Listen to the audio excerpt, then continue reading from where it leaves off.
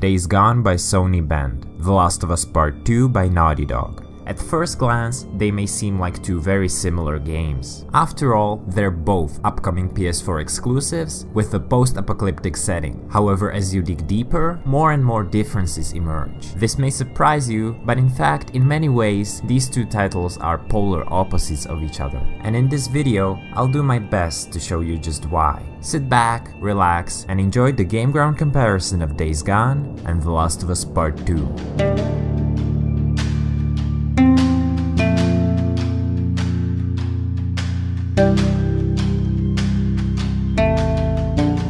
What are you doing, kiddo? You really gonna go through with this?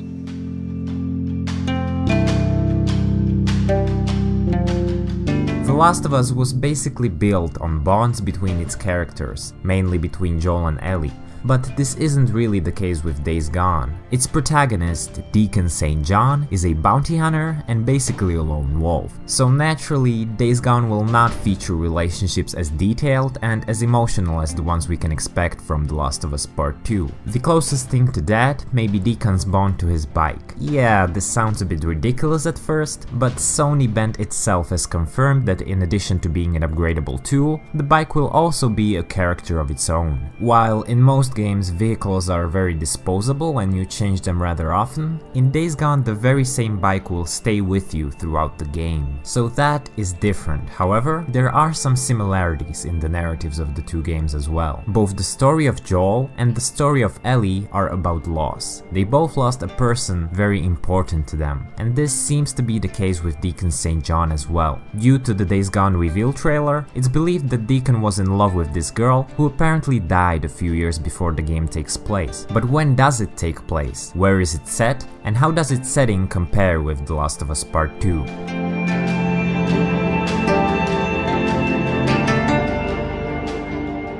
Days Gone is set just 2 years after the outbreak. This is in stark contrast to The Last of Us, since the first game was already set 20 years after the event, and with Part 2 it is 25 years. This means that unlike in The Last of Us, the world of Days Gone is still quite reminiscent of the one we live in today. The buildings aren't overgrown yet, and the nature and forests have also remained unchanged for the most part.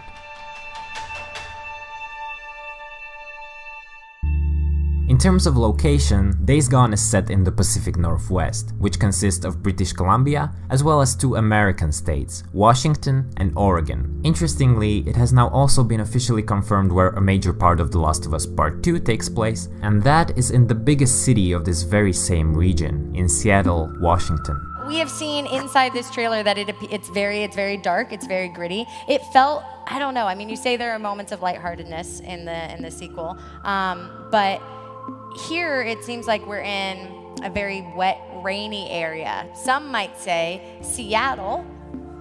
Is that true? They let me ask whatever I want. Yeah, we could say that. A large part of the game takes place in Seattle, which Reddit detectives have already figured out. Man, Reddit is so good!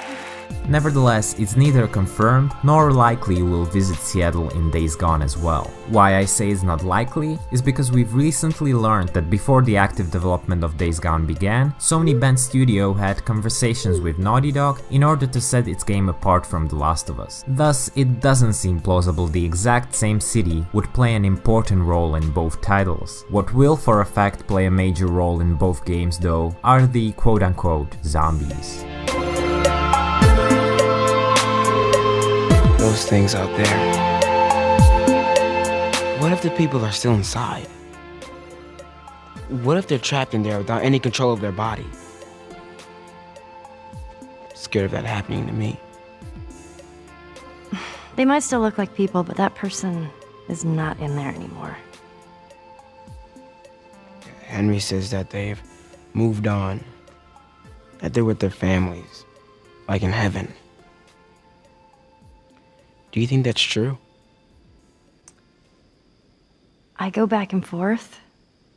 The reason why I put the word zombies in the quotes is because you will not find the typical Walking Dead in either of the games. The Last of Us features the infected, and in Days Gone they're called freakers, and it's not just the same thing with a different name. In The Last of Us, the infection, or the cordyceps fungus to be precise, gradually kills the host's brain cells, so the infected are basically dead. However, in Days Gone, the freakers are alive. They have day and night cycles, they need to eat, they need to drink, etc. And since they're alive, a shot into the heart of a freaker will work just as fine as a headshot. Moreover, in The Last of Us, there are a couple of stages of the infected based on how long the fungus has been in charge of the host. Runners evolve into stalkers and then into clickers and bloaters. In Days Gone, on the other hand, the types of freakers vary based on the age the human was infected at. Therefore, the teenage enemies, which can be seen in this gameplay for example, behave differently than the adult or the elderly ones, and so on. These are all just smaller differences you'd only notice after playing the two games for a longer period of time. What's instantly noticeable though is the sheer amount of enemies on screen, which is much higher in Days Gone. In this E3 2016 demo alone, there were 1300 freakers in total. And since there's so many freakers, you usually come across them in groups. The smaller groups are swarms, the larger ones are hordes, and both of them can be used in your advantage, like in this instance, when D can lure the swarm into an enemy camp. Hell yeah. Come and get it. Dinner time.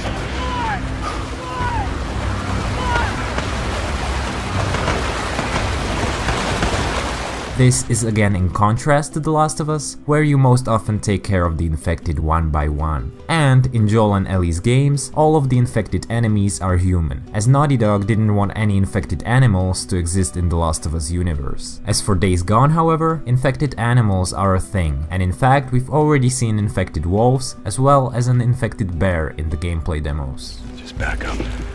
Nice and slow. Don't make a sound.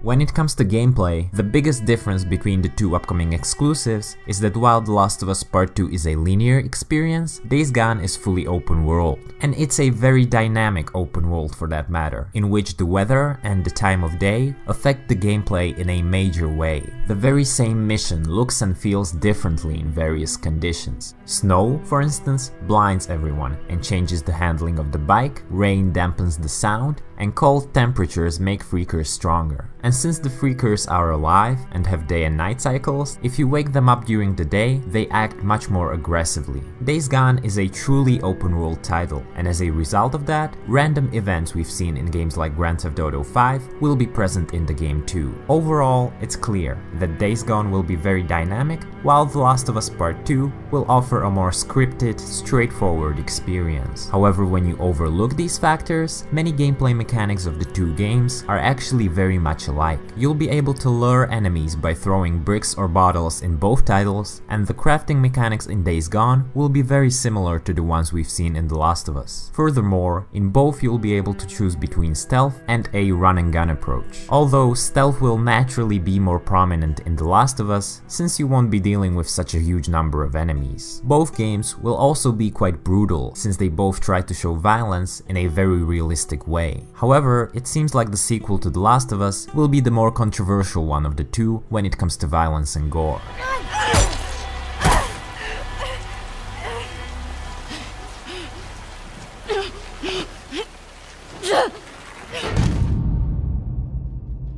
When The Last of Us was released, its gameplay was considered to be very innovative, and one of the key reasons for this was the fact that AI characters actually helped you out in gunfights. It was something very rare in video games back then. Just look at this crowd reaction from E3 2012. I know that sound.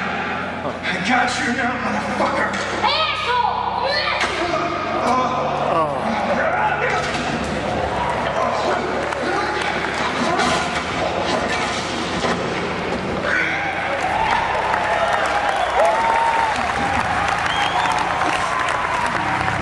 Ever since The Last of Us, Naughty Dog brought this feature over to both of their latest Uncharted games, so it's almost certain you'll have some AI buddy to help you out in The Last of Us Part 2 as well. On the contrary, since Deacon St. John is a lone wolf, it seems you'll be all by yourself in most gunfights in Days Gone. And nothing is suggesting there'll be any multiplayer component to Days Gone, so don't expect to play this one with your friends. On the other hand, multiplayer will return in Naughty Dog's The Last of Us Part 2, and I talk more about that in my Everything You Should Know video. But when are these two games coming out?